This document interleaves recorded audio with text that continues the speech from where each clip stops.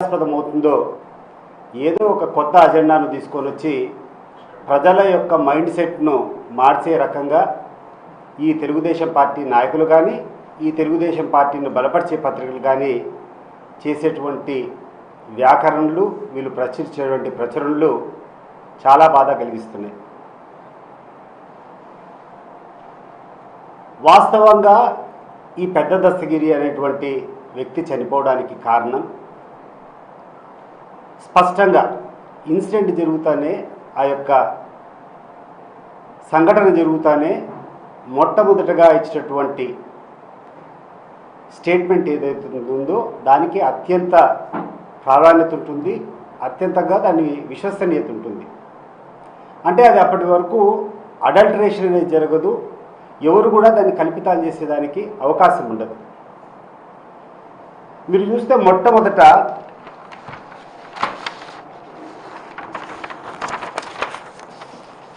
This is the complaint. పెద్ద దస్తగిరి చనిపోతానే అక్కడటువంటి ప్రత్యక్ష సాక్షి ఈ సంఘటనకు కారణంలో ఒక వ్యక్తి వాళ్ళ కొడుకు చిన్న దస్తగిరి, వెంకట దస్తగిరి అంటారు అబ్బాయిని, ఆ అబ్బాయి ఇచ్చినటువంటి స్టేట్మెంట్ ఇది పోలీసులకు ఆయనకి ఇచ్చినటువంటి కంప్లైంట్. ఈ కంప్లైంట్లో స్పష్టంగా ఈ చిన్న దస్తగిరి ఏమని చెప్తారంటే,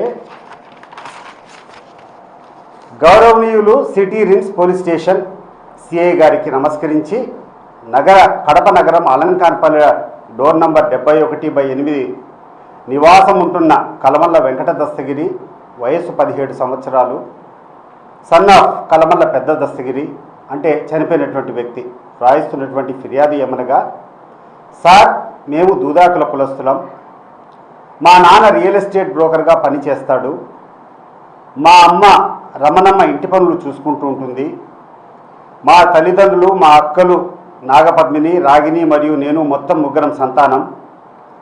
మా అక్కలు బీటెక్ చదువుతున్నారు, నాకు సరిగ్గా చదువు అవ్వక ఓపెన్ BA మరియు ఇంటర్ కట్టి 2 సంవత్సరాలు పరీక్షలు రాశాను, ప్రస్తుతం ఖాళీగా ఉన్నాను.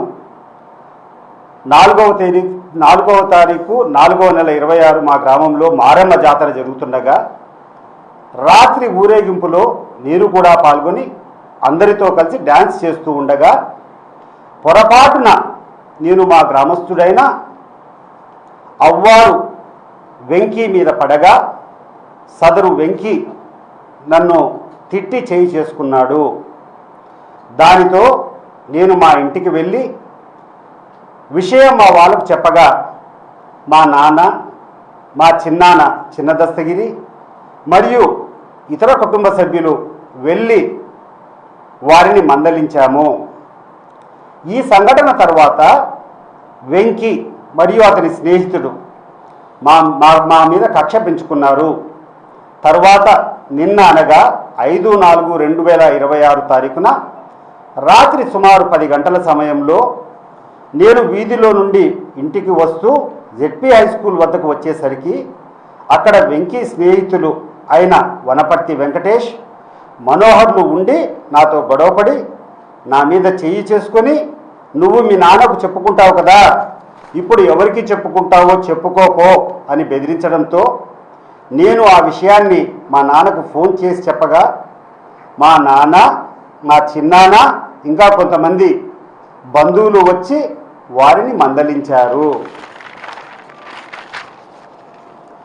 దానితో వెంకటేష్, మనోహర్, సురేంద్ర ఆలియాస్ జాకీ మరియు ఆనంద్తో కలిసి మాతో గొడవపడి కట్టెలు, కత్తలు, రాడ్స్ తీసుకొని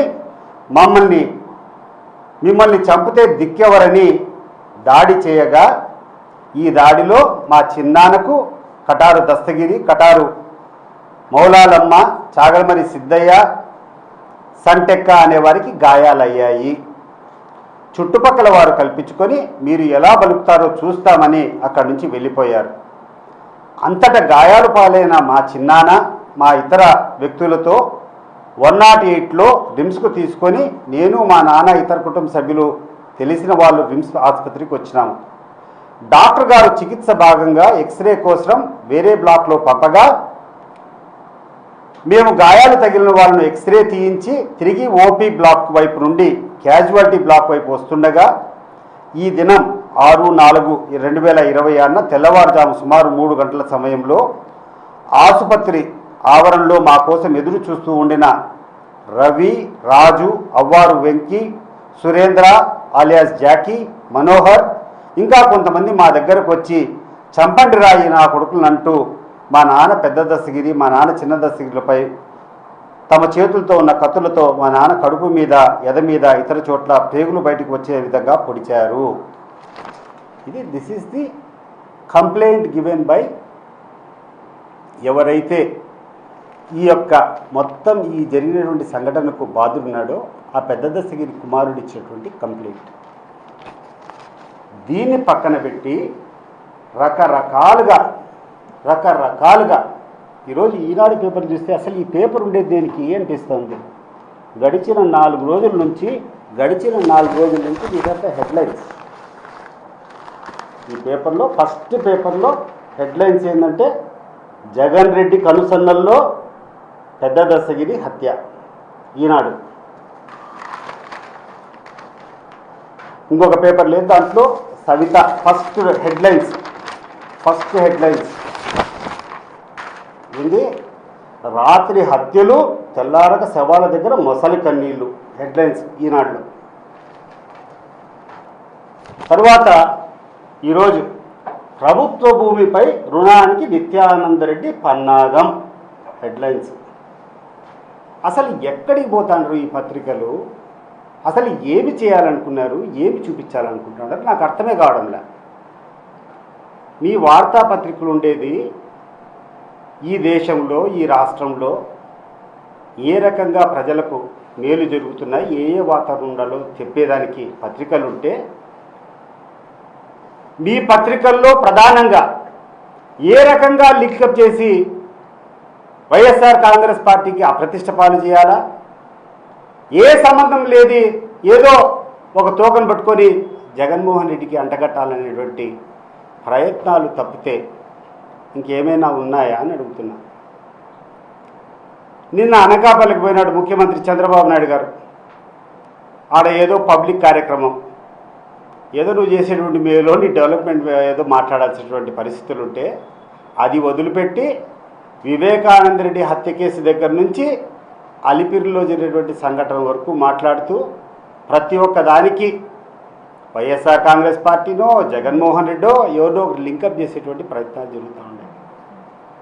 సార్ చంద్రబాబు నాయుడు గారు ఎందుకు ఇంత అరాచకానికి పాల్పడుతాడో?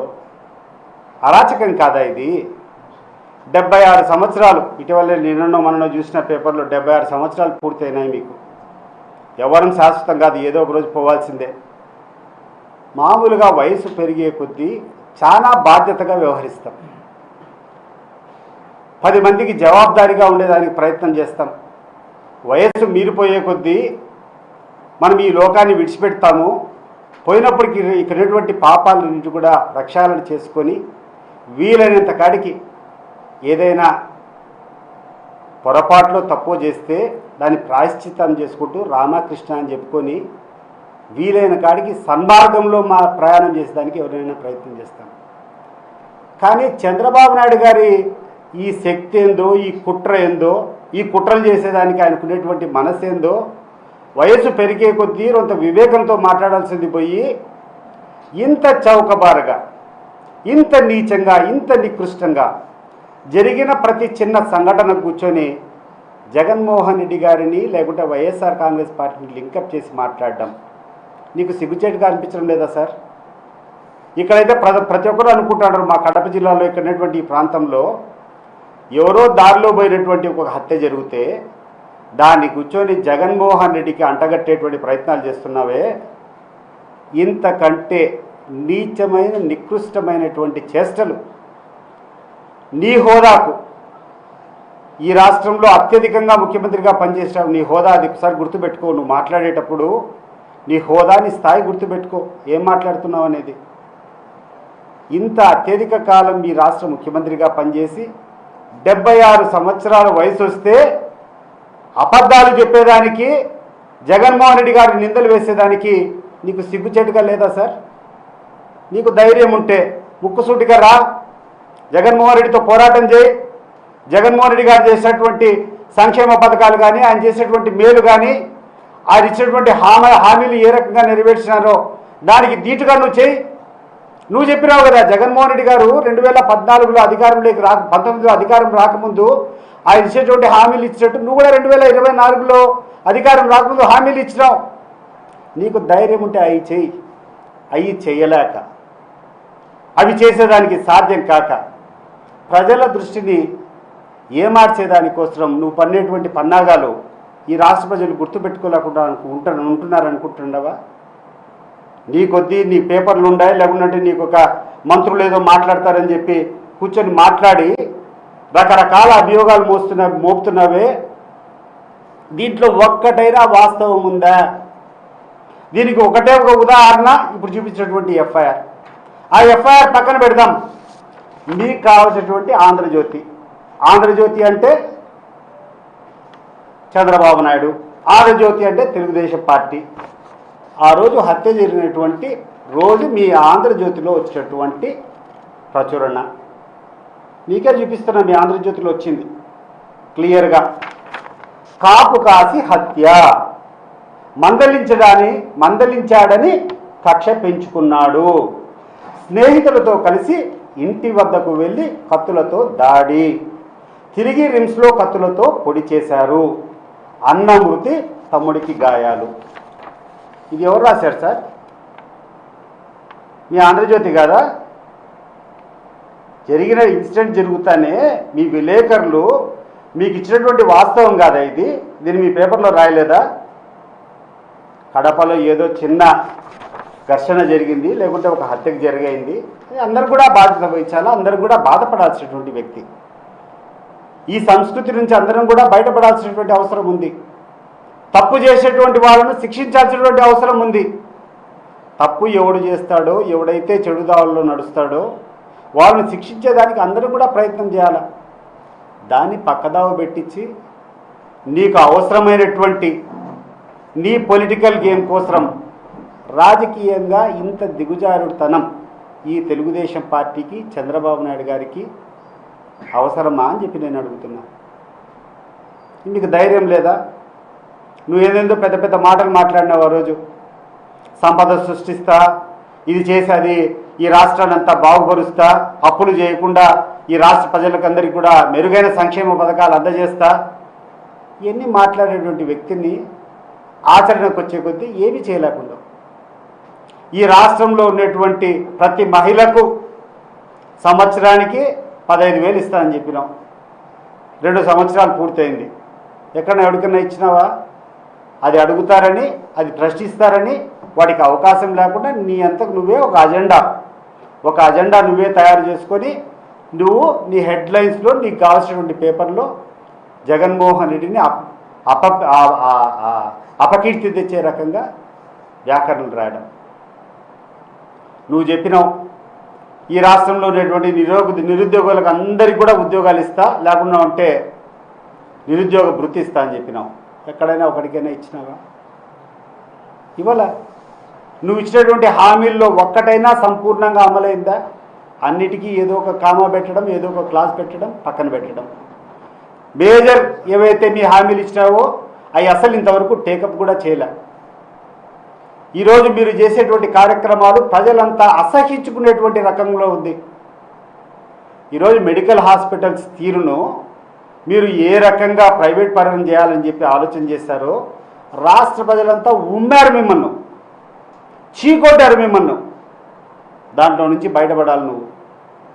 దాంట్లో నుంచి బయటపడేదానికి రోజుకు ఒక కారణం. ఆ తర్వాత మా పార్టీ మా నాయకుని కుటుంబ సభ్యులను ఒకరినైతే నువ్వు లోపరుచుకొని నీకు అవసరమైనప్పుడంతా నువ్వు ఎప్పుడైతే గడ్డు కాలంలో ఉంటావో, నువ్వు ఎప్పుడైతే ఆపదల్లో ఉంటావో ఈ యొక్క కేసులను ముందరికి తీసుకొని పెట్టి నీ ఈనాడు పేపరు, నీ ఆంధ్రజ్యోతి పేపర్లో హెడ్లైన్స్